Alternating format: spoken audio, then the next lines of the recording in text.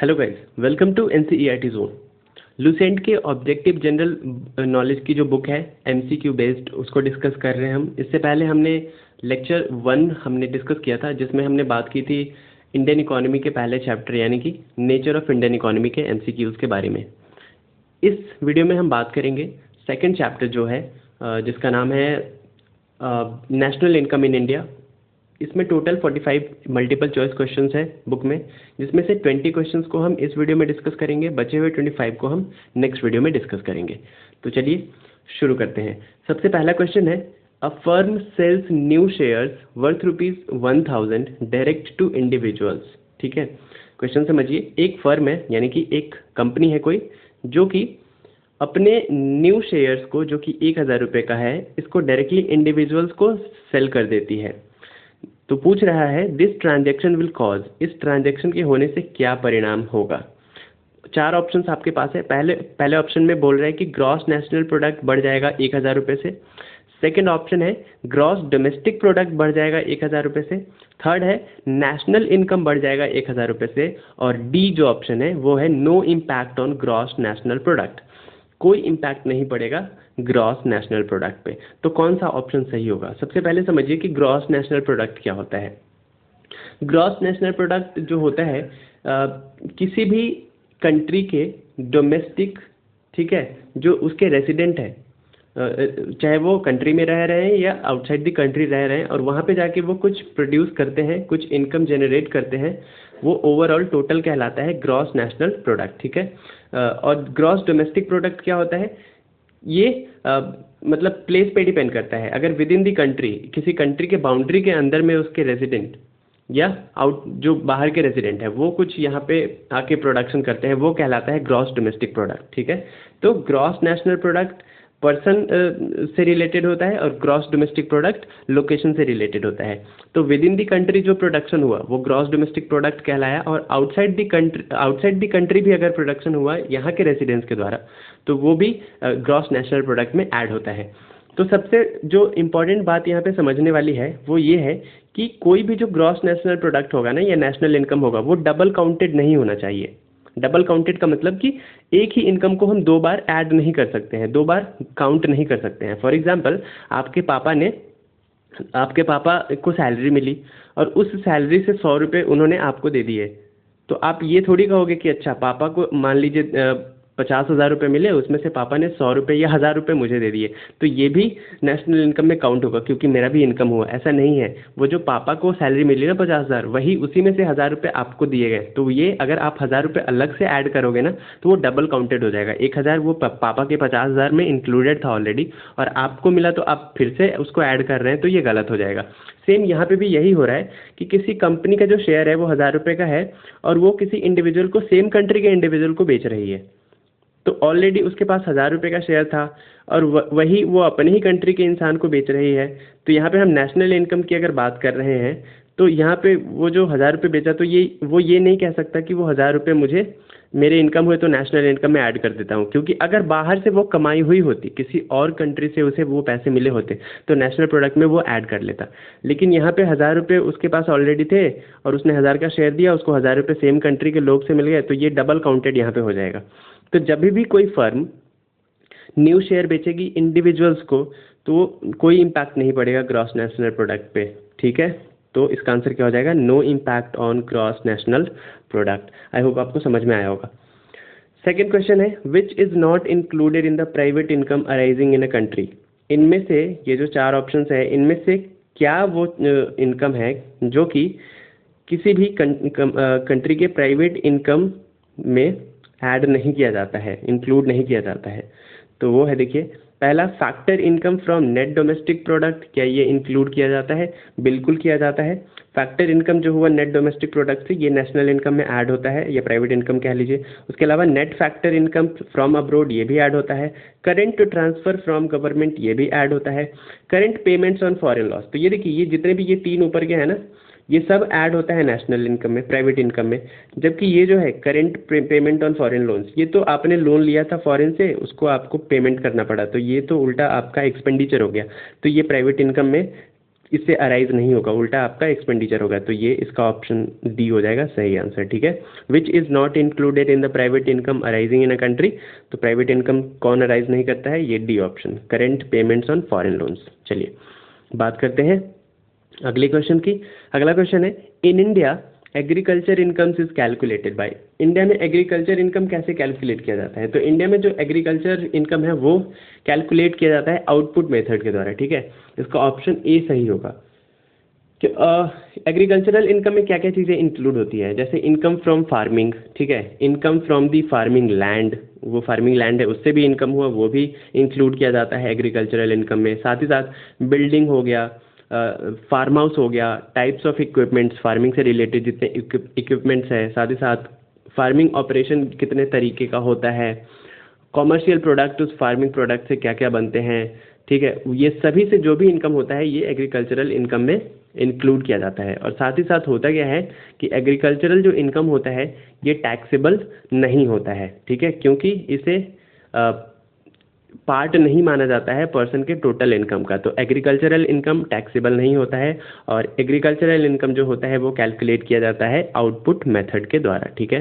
और समझते हैं आउटपुट मेथड क्या होता है। तो आउटपुट मेथड में कंबाइन किया जाता है जितने भी आउटपुट्स हैं, जितने भी वेरियस सोर्सेज से आते हैं। जैसा मैंने बताया कि एग्रीकल्चरल इनकम में एग्रीकल्चर के जितने काइंड ऑफ फार्मिंग किए जाते हैं उनके द्वारा, उस लैंड के द्वारा, साथ ही साथ फार्म हाउस के द्वारा, उस कॉमर्शियल प्रोडक्ट के द्वारा जितने भी आउटपुट है सबको एक जगह पे इकट्ठा कर दिया जाता है और कैलकुलेट किया जाता है एग्रीकल्चरल इनकम। तो एग्रीकल्चरल इनकम किससे कैलकुलेट किया जाता है? आउटपुट मेथड के द्वारा। ओके, फोर्थ क्वेश्चन है, who coined the term Hindu rate of growth for Indian economy. एक टर्म आता है हिंदू रेट ऑफ ग्रोथ, इसे किसने मतलब बोला था सबसे पहले? इस टर्म को किसने कॉइन किया था, किसने सबसे पहले इस टर्म के बारे में बोला था? तो इसे बोला था राजकृष्ण ने। ये एक इकोनॉमिस्ट थे। जब इंडिया इंडिपेंडेंट हुई, ठीक है, 1947 में, तो तब से लेकर के लगभग 3 डेकेड्स तक, 1970 टू 80s तक मान लीजिए, ठीक है, अर्ली 80s तक, 70s तक मान लीजिए, हुआ क्या कि जो रेट ऑफ ग्रोथ है, ठीक है, जो रेट ऑफ इकोनॉमी थी, इकोनॉमिकल ग्रोथ जो थी वो 3.5 पे अटक गया था, इससे ज़्यादा बढ़ ही नहीं रहा था। और क्योंकि इंडिया है, यहाँ पे मेजॉरिटी क्या थी? हिंदुओं की थी। तो इसीलिए इन्होंने हास्यास्पद तरीके से, या तो हम बोल सकते हैं कि ऐसा टॉन्ट मारने के तरीके से इन्होंने बोला कि क्योंकि हिंदू यहाँ पे ज़्यादा है और यहाँ की इकोनॉमी बढ़ भी नहीं रही थी और यहाँ के हिंदू उसी में क्या थे, जितने भी लोग थे, खास करके मेजॉरिटी हिंदू है, इसलिए ये हिंदू टर्म इन्होंने यूज़ किया था कि यहाँ के लोग, यहाँ की जो पॉपुलेशन है इसी रेट से, इसी रेट ऑफ ग्रोथ से क्या है, खुश है, संतुष्ट हो चुकी है। तो राजकृष्णा ने इसीलिए ये टर्म यूज़ किया था हिंदू रेट ऑफ ग्रोथ।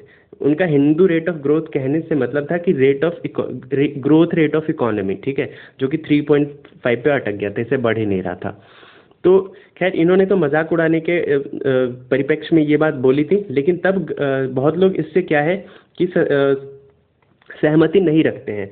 वो कहते हैं कि तब जो गवर्नमेंट थी वो नेहरू जी की गवर्नमेंट थी, तो इसे हिंदू रेट ऑफ ग्रोथ के जगह पे नेहरूवियन रेट ऑफ ग्रोथ बोला जाना चाहिए था, या फिर तब कांग्रेस की सरकार थी तो कांग्रेस रेट ऑफ ग्रोथ बोला जाना चाहिए था। लेकिन क्योंकि यहाँ पे हिंदू मेजॉरिटी है, इसीलिए सारा ठिकरा किस पे फोड़ दिया गया? हिंदुओं पे फोड़ दिया गया और इसी ग्रोथ रेट को नाम दे दिया गया Hindu rate of growth. Rajkrishna और उनके जो फॉलोअर्स थे, इन्होंने बहुत ज़्यादा इस टर्म को यूज़ किया, बहुत ज़्यादा इसको प्रचार करने की कोशिश की, तो जाके ये टर्म क्या हो गया? फेमस हो गया। ओके, अब बात करते हैं नेक्स्ट क्वेश्चन की। नेक्स्ट क्वेश्चन है, GDP at factor cost. GDP at factor cost कैसे निकालते हैं? जीडीपी एट फैक्टर कॉस्ट का मतलब है कि ग्रॉस डोमेस्टिक प्रोडक्ट जो प्रोड्यूस होता है गुड्स एंड सर्विसेज का, उसमें कितने कॉस्ट लगते हैं, एक्चुअल कॉस्ट उसे प्रोड्यूस करने में, इसी को कहते हैं जीडीपी एट फैक्टर कॉस्ट। तो इसका फॉर्मूला होता है, मतलब इसको निकालते कैसे हैं? तो देखिए, जीडीपी में से इनडायरेक्ट टैक्सेस को माइनस कर देते हैं और सब्सिडीज़ को क्या करते हैं? प्लस कर देते हैं, तो जीडीपी एट फैक्टर कॉस्ट निकल जाता है। जीडीपी यानी कि ग्रॉस डोमेस्टिक प्रोडक्ट, ठीक है, with in the boundary of country जो भी प्रोडक्शन हुआ गुड्स का और सर्विसेज का, that is called GDP, gross domestic product. और ग्रॉस डोमेस्टिक प्रोडक्ट में इनडायरेक्ट टैक्सेस को माइनस कर देते हैं। इनडायरेक्ट टैक्सेस को माइनस क्यों करते हैं? क्योंकि इनडायरेक्ट टैक्सेस जो होता है वो ऊपर से लगाया जाता है, वो एक्चुअल कॉस्ट नहीं होता है किसी गुड्स को बनाने का। एग्जाम्पल के थ्रू समझिए, मान लीजिए आपने कोई एक गारमेंट बनाया, मान लीजिए एक लुंगी आपने बनाई, चलिए लुंगी का एग्जाम्पल ले लेते हैं। आपने एक लुंगी बनाई, तो लुंगी बनाने का जो खर्चा आया आपका, मान लीजिए एक लुंगी का वो आया 400 रुपीज़। कितने? 400 रुपीज़। इस पे आपने टैक्स भी लगा दिया और ऊपर से 100 रुपये मान लीजिए, तो ये टोटल हो गया 500 रुपये। तो ये कॉस्ट थोड़ी माना जाएगा 500 रुपये, कॉस्ट तो एक्चुअल 400 रुपये ही है। ये 100 रुपये आपने लगाया था इनडायरेक्ट टैक्स, इसलिए इसको हम लेस कर देते हैं। और मान लीजिए ये जो 400 रुपये है आपने बेचा 390 में, सॉरी 400 रुपये जो है आप बोलते हो कि लुंगी पे आप 10 रुपये की सब्सिडी भी देते हो, तो सब्सिडी आप अपने जेब से तो दोगे नहीं, सब्सिडी जो आप देते हो उसके लिए भी आप ऊपर से उसमें कुछ ऐड ऑन करते हो प्राइस में। तो 400 रुपये एक्चुअल कॉस्ट था, आपने 10 रुपये और ऐड कर दिए सब्सिडी के, तो अब 410 रुपये ये हो गए किसके? ये 410 रुपये हो गए। आप मार्केट में जब आप बेचने जाओगे ना तो क्या करोगे? 10 रुपये आप सब्सिडी दे दोगे, तो सब्सिडी दे दोगे तब आपका फाइनल कॉस्ट 400 रुपये बचेगा। इसीलिए जीडीपी एट फैक्टर कॉस्ट निकालने के लिए इनडायरेक्ट टैक्सेस को लेस कर देते हैं और सब्सिडीज़ को प्लस कर देते हैं, ताकि आप सब्सिडी दे भी दो तभी भी आपका वो जितना कॉस्ट लगा हुआ है ना वो बचा रहे अमाउंट आपका, आपको लॉस ना हो। ठीक है, तो जीडीपी एट फैक्टर कॉस्ट कैसे निकालते हैं? GDP minus indirect taxes plus subsidies. Okay, तो ये हो गया। इसके बाद नेक्स्ट क्वेश्चन है, नेक्स्ट क्वेश्चन में कह रहा है कि per capita income is obtained by dividing national income by what. Per capita income कैसे निकालते हैं? तो जितना नेशनल इनकम आया ना टोटल, और टोटल जो कंट्री की पॉपुलेशन है उससे डिवाइड कर देंगे तो पर कैपिटा इनकम निकल के आती है। पर कैपिटा इनकम मतलब इनकम पर पर्सन। तो मान लीजिए पर कैपिटा इनकम मान लीजिए है, फॉर एग्जांपल एक छोटे से कंट्री का एग्जांपल लेते हैं, वेटिकन सिटी ले सकते हैं। मान लीजिए बहुत कम उसके पॉपुलेशन है, 1 लाख मान लेते हैं लोग वहाँ पे है, ठीक है, 1 लाख पीपल वहाँ पे है, और वहाँ की इनकम आ गई 10 लाख, ठीक है, नेशनल इनकम मान लेते हैं 10 लाख। अब इसको डिवाइड कर देंगे तो जो 10 रुपीज़ आया ना ये पर कैपिटा इनकम कहलाएगा। क्या कहलाएगा? Per capita income. तो पर कैपिटा इनकम कैसे निकालते हैं? National income divided by total population of the country. तो इसका आंसर था ए और इसका आंसर भी ए है, ठीक है, 6 का आंसर भी ए है, total population of the country. बात करते हैं 7th क्वेश्चन की। 7th क्वेश्चन है विच one of the following is a development expenditure. इनमें से कौन सा डेवलपमेंट एक्सपेंडिचर है? ठीक है, तो सबसे पहले तो हम समझते हैं डेवलपमेंट एक्सपेंडिचर और नॉन डेवलपमेंट एक्सपेंडिचर में डिफरेंस क्या है। तो डेवलपमेंट एक्सपेंडिचर ऐसे एक्सपेंडिचर को कहते हैं जो डायरेक्टली रिलेटेड होता है एजुकेशन के डेवलपमेंट से, हेल्थ के डेवलपमेंट से, हाउसिंग के डेवलपमेंट से, एग्रीकल्चर के डेवलपमेंट से, इंडस्ट्रियल डेवलपमेंट से, रूरल डेवलपमेंट से, सोशल वेलफेयर के लिए किए गए काम के एक्सपेंडिचर के से रिलेटेड होता है। साइंटिफिक रिसर्च में किए गए एक्सपेंडिचर को डेवलपमेंट एक्सपेंडिचर कहते हैं। साथ ही साथ और भी जैसे रेलवेज पे हो गया, पोस्ट पे हो गया, टेलीकम्युनिकेशन पे हो गया, ये सब कहलाता है क्या कहलाता है? डेवलपमेंट एक्सपेंडिचर, जो कि बेसिक जो नीड है, बेसिक नीड जो लोगों की है, जो होना ही चाहिए, बेसिक फैसिलिटीज, उस पर जो एक्सपेंडिचर किया जाता है उसे कहते हैं डेवलपमेंट एक्सपेंडिचर। अच्छा, बात करते हैं नॉन डेवलपमेंट एक्सपेंडिचर की। तो ऐसे एक्सपेंडिचर जो कि essential general service of routine nature जो होते हैं, जैसे देश में रूल्स एंड रेगुलेशंस को बनाए रखना, शांति व्यवस्था को बनाए रखना, जो रूटीन नेचर के काम होते हैं, इन पे जो एक्सपेंडिचर किए जाते हैं उसको कहते हैं non development expenditure. For example जैसे डिफेंस पे खर्चा हो गया, एडमिनिस्ट्रेशन पे हो गया, पुलिस पे हो गया, जुडिशरी पे हो गया, इंटरेस्ट पेमेंट हुआ किसी को, है ना, लोन लिया है हमने और इंटरेस्ट पेमेंट करना पड़ा, वो टैक्स कलेक्शन, साथ ही साथ सब्सिडीज़ जो हम देते हैं, गवर्नमेंट देती है, ये सब जो एक्सपेंडिचर है ये नॉन डेवलपमेंट एक्सपेंडिचर होते हैं। क्लियर है? तो आई होप आपको समझ में आ गया होगा। अब आंसर देखिए कौन सा होगा डेवलपमेंट एक्सपेंडिचर। तो पहला है इरिगेशन एक्सपेंडिचर। तो इरिगेशन एक्सपेंडिचर किससे रिलेटेड है? डेवलपमेंट से रिलेटेड है, एग्रीकल्चर पे किया गया है। क्लियर है? सिविल एडमिनिस्ट्रेशन, ये एडमिनिस्ट्रेशन से रिलेटेड है, तो ये तो एलिमिनेट हो गया, ये नॉन डेवलपमेंट एक्सपेंडिचर होता है। ग्रांट इन एड, ये भी एलिमिनेट हो गया। डेट सर्विसेज इंटरेस्ट से रिलेटेड है, ये भी एलिमिनेट हो गया। तो ए बचा, तो ए होगा इसका सही ऑप्शन। ठीक है, तो which one of the following is a development expenditure? तो क्या होगा? Irrigation expenditure. Okay, 8th question है gross domestic product is defined as the value of all. तो ग्रॉस डोमेस्टिक प्रोडक्ट जैसा मैंने बताया कि ऑल जो फाइनल गुड्स एंड सर्विसेज है produce in an economy in a year, किसी एक इकोनॉमी में एक साल के अंदर में जो भी फाइनल गुड्स एंड सर्विसेज बन के तैयार होते हैं उसे कहते हैं हम ग्रॉस डोमेस्टिक प्रोडक्ट। और इसलिए मैंने कहा कि ये लोकेशन बेस्ड होता है ना, gross domestic product location based होता है, एक कंट्री के बाउंड्री के अंदर में ही होता है। तो डी ऑप्शन इसका हो जाएगा सही। क्लियर। 9th है depreciation is equal to, depreciation किसे कहते हैं, डेप्रिसिएशन किसके बराबर होता है। तो देखिए जब हमारा ग्रॉस नेशनल प्रोडक्ट जो आता है, ग्रॉस नेशनल प्रोडक्ट का मतलब हो गया कि production with in the country और आउटसाइड द कंट्री, वो ग्रॉस नेशनल प्रोडक्ट कहलाएगा। कंट्री के अंदर में जो हमारे रेसिडेंट जो हमारे थे उन्होंने जो प्रोडक्शन किया गुड्स एंड सर्विसेज का, साथ ही साथ हमारे जो रेसिडेंट है जो आउटसाइड द कंट्री है लेकिन वो भी कुछ कमा के हमारे देश में भेज रहे हैं, वो भी इंक्लूड करेंगे हम ग्रॉस नेशनल प्रोडक्ट में। और इसमें से जब हम डेप्रिसिएशन को लेस कर देते हैं तो हमारा निकल के आता है नेट नेशनल प्रोडक्ट। क्या निकल के आता है? Net national product. तो फिर से देखते हैं, gross national product minus depreciation, DP में लिख देता हूँ, is equal to net national product. तो जब जीएनपी माइनस डीपी यानी कि depreciation is equal to NNP, तो अगर हमें डेप्रिसिएशन निकालना हो तो क्या हो जाएगा, डेप्रिसिएशन इधर आ जाएगा, depreciation is equal to GNP minus NNP. तो GNP minus net national product. तो देखिए कहाँ पे है, पहला ऑप्शन जो है 9 का ए, देखिए ए में लिखा हुआ है gross national product minus net national product. तो ये हमारा सही आंसर हो गया। ठीक है, बात करते हैं क्वेश्चन नंबर 10 की। विच one of the following is not a method of measurement of national income. इनमें से कौन सा मेथड है जिससे हम नेशनल इनकम का मेजरमेंट नहीं कर सकते। तो वैल्यू एडेड मेथड से कर सकते हैं, एक्सपेंडिचर मेथड से कर सकते हैं, इनकम मेथड से भी कर सकते हैं। तो जो डी ऑप्शन है ना, इन्वेस्टमेंट मेथड, इससे हम नेशनल इनकम कैलकुलेट नहीं कर सकते। तो ये हो जाएगा इसका सही आंसर। ओके, अब बात करते हैं नेक्स्ट क्वेश्चन की। नेक्स्ट क्वेश्चन है नेट नेशनल प्रोडक्ट यानी कि NNP of a country is. तो अभी मैंने बताया कि जब ग्रॉस नेशनल प्रोडक्ट में से डेप्रिसिएशन को माइनस कर देते हैं तो निकलता है हमारा नेट नेशनल प्रोडक्ट। तो ऑप्शन पढ़िए, net national product of a country is GDP minus depreciation allowance, जी नहीं।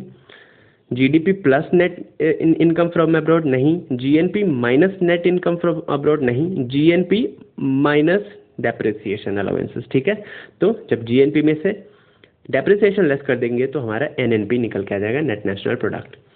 नेक्स्ट क्वेश्चन है national income is based on the. National income किस पे बेस्ड होता है? तो जितने भी प्रोडक्शन होते हैं ना, किसके, गुड्स एंड सर्विसेज के, इसी पे तो बेस्ड होता है। तो आंसर क्या हो जाएगा, production of goods and services. B option इसका सही हो जाएगा, production of goods and services. Next question है which of the following is definitely a major indication of the state of economy of a country. इनमें से कौन सा जो टर्म है वो इंडिकेट करता है किसी भी कंट्री के इकोनॉमी के स्टेट को, है ना। तो रेट ऑफ इन्फ्लेशन करता है या number of banks in a country, किसी कंट्री में कितने बैंक्स है, क्या इससे पता चलता है कि उसका जो रेट ऑफ मतलब उसकी जो इकोनॉमिक कंडीशन है वो कैसी है, नहीं पता चलता है। स्टॉक ऑफ फूड ग्रेन से पता चलता है, नहीं चलता है। इन्फ्लेशन के रेट से पता चलता है, नहीं चलता है। तो रेट ऑफ जो जीडीपी ग्रोथ है उससे पता चलता है कि उस इकोनॉमी या उस कंट्री के इकोनॉमी का स्टेट कैसा है, रेट कैसा है ग्रोथ का। ठीक है, तो ए ऑप्शन इसका सही हो जाएगा। Which of the following is definitely a major indication of a state of the economy of a country, तो हो जाएगा rate of GDP growth. Okay, अब बात करते हैं नेक्स्ट क्वेश्चन की।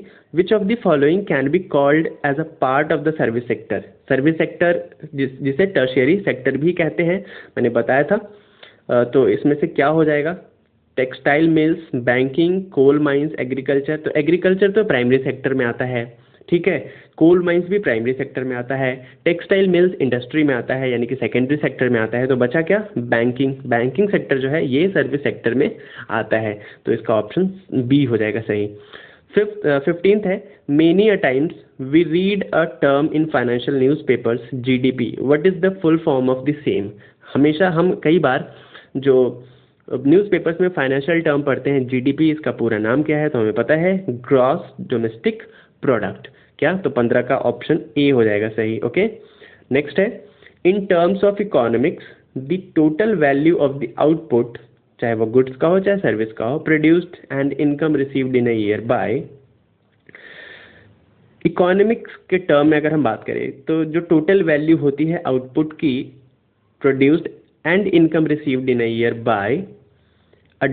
Bye a domestic resident of a country put together is called. ठीक है, क्या कहते हैं, फिर से पढ़ते हैं क्वेश्चन। क्वेश्चन है कि the total value of output produced and income received in a year, total जो गुड्स हमने प्रोड्यूस किया और इनकम रिसीव किया एक साल में बाय अ डोमेस्टिक रेसिडेंट, है ना, हम अपने डोमेस्टिक रेसिडेंट के द्वारा of a country put together, उनको जब हम एक साथ रखते हैं तो हम उसे क्या कहते हैं। ठीक है, तो हम उसे क्या कहते हैं, उसे कहते हैं ग्रॉस नेशनल प्रोडक्ट। ठीक है, क्या कहते हैं, ग्रॉस नेशनल प्रोडक्ट। तो बी ऑप्शन इसका सही हो जाएगा। नेक्स्ट है 17, विच of the following is the correct definition of the term national income. National income का इनमें से कौन सा जो है बिल्कुल एग्जैक्ट डेफिनेशन है, तो पढ़ते हैं।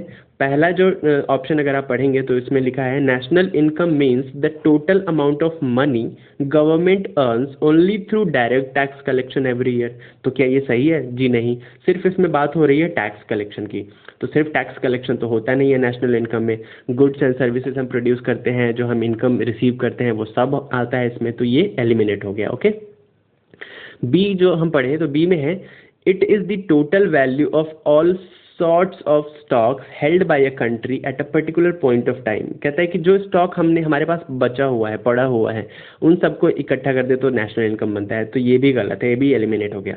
अगर सी ऑप्शन पढ़े तो सी में है this is the measure of the volume of commodities and services turned out during a given period counted without duplication. तो ये अगर आप पढ़ेंगे सी, तो इसमें लिखा है कि किसी भी कंट्री में जितने भी कमोडिटीज़ हैं यानी कि गुड्स हैं और सर्विसेज हैं, एक साल के अंदर में जब हम उनको ऐड कर देते हैं विदाउट डुप्लीकेशन, डुप्लीकेशन का मतलब कि कोई भी इनकम दो बार काउंट नहीं होना चाहिए। ठीक है, तो ये जो टोटल अमाउंट निकल के आता है यही कहलाता है हमारा नेशनल इनकम। तो ये अप्रोप्रिएट डेफिनेशन है, तो इसका आंसर क्या हो जाएगा, सी ऑप्शन हो जाएगा सही। ओके, 18th क्वेश्चन है which of the following is equivalent to national income.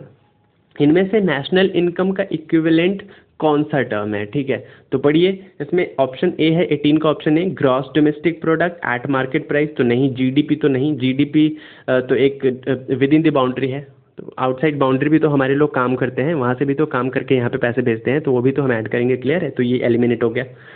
उसके बाद net domestic product at factor cost, net ये भी डोमेस्टिक प्रोडक्ट की बात कर रहा है, तो ये भी एलिमिनेट हो गया। Net national product eight market price, तो ये भी एलिमिनेट हो गया। तो यह होगा option D, net national product but at factor cost. Clear है, तो जो फैक्टर कॉस्ट पे हमारा लगा, ठीक है, नेट नेशनल प्रोडक्ट, वही हमारा इक्विवेलेंट होगा किसके, नेशनल इनकम के इक्विवेलेंट। तो हम कह सकते हैं national income is equal to net national product at factor cost. Okay okay, next question है 19, इसमें कह रहा है कि आप पढ़िए असर्शन ए और उसका रीज़न है आर। ठीक है, तो पढ़िए और बताइए कि क्या दोनों स्टेटमेंट सही है या कोई गलत है या दोनों गलत है, और अगर सही है तो क्या दोनों एक दूसरे से रिलेशन रखते हैं। तो पढ़ते हैं। पहले स्टेटमेंट में कह रहा है कि per capita income of India does not give a complete picture of the economic growth of the country. तो बिल्कुल सही कह रहा है, पर कैपिटा इनकम, सिर्फ पर कैपिटा इनकम से कंप्लीट पिक्चर नहीं मिलता है हमारे इकोनॉमिक ग्रोथ का। क्लियर है। उसके बाद सेकंड है per capita income of a country is not independent of the size of its population.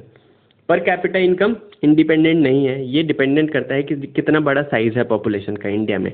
तो जितना बड़ा साइज होगा पर कैपिटा इनकम उतनी कम होती जाएगी, जितना छोटा साइज होगा पर कैपिटा इनकम उतनी बढ़ती जाएगी। तो ये तो बिल्कुल सही है। तो दोनों स्टेटमेंट तो सही है, लेकिन ये जो स्टेटमेंट दूसरा है ना, ये स्टेटमेंट बी स्टेटमेंट ए को क्या करता है, उससे रिलेशन नहीं रखता है। बिल्कुल दोनों अलग अलग बातें हो रही है यहाँ पे। तो ऑप्शन अगर आप देखेंगे तो ऑप्शन बी में लिखा है both A and R are true but R is not a correct explanation of A. तो ये सही हो जाएगा इसका आंसर। ठीक है, ऑप्शन बी, दोनों स्टेटमेंट सही है लेकिन आर जो है वो ए को एक्सप्लेन नहीं कर रहा है। 28th क्वेश्चन है, इस वीडियो का लास्ट क्वेश्चन है, which sector of Indian economy contributes largest to gross national product. Indian economy का कौन सा सेक्टर है, तीनों सेक्टर में से, प्राइमरी, सेकेंडरी और टर्शियरी, इनमें से कौन सा सेक्टर है जो कि सबसे ज़्यादा कंट्रीब्यूट करता है ग्रॉस नेशनल प्रोडक्ट में। तो टर्शियरी सेक्टर जो है, सर्विस सेक्टर जो है, वो सबसे ज़्यादा कंट्रीब्यूट करता है किसमें, ग्रॉस नेशनल प्रोडक्ट में। ओके, तो इस वीडियो में बस 20 क्वेश्चंस, अगले नेक्स्ट वीडियो में हम बचे हुए 25 क्वेश्चंस और एमसीक्यूज के डिस्कस करेंगे। तो बस इतना ही इस वीडियो में। आई होप आपको समझ में आया होगा। अगर अच्छा लगा तो लाइक करिए, कमेंट करके बताइए, साथ साथ शेयर कर दीजिए अपने दोस्तों के साथ। और बस या रोज़ बोलना पड़ता है सब्सक्राइब कर दो, आप लोग देखते हैं लेकिन सब्सक्राइब करते नहीं हैं, चलिए, और ना शेयर करते हैं, तो सब्सक्राइब कर दीजिए। साथ ही साथ एक और चैनल हमने स्टार्ट किया है लीगल एंड कॉन्स्टिट्यूशनल जोन के नाम से, वहाँ पे आपको जो कॉन्स्टिट्यूशन है उसके चीज़ें वहाँ उससे रिलेटेड टॉपिक्स मिलेंगे आपको। साथ ही साथ आईपीसी, सीआरपीसी, सीपीसीज, मतलब जितने भी सेक्शंस हैं, लीगल टर्म्स हैं, वहाँ पे इनसे रिलेटेड चीज़ें आपको पढ़ने को मिलेंगी। तो बस इतना ही, मिलते हैं नेक्स्ट वीडियो में। Take care, bye bye.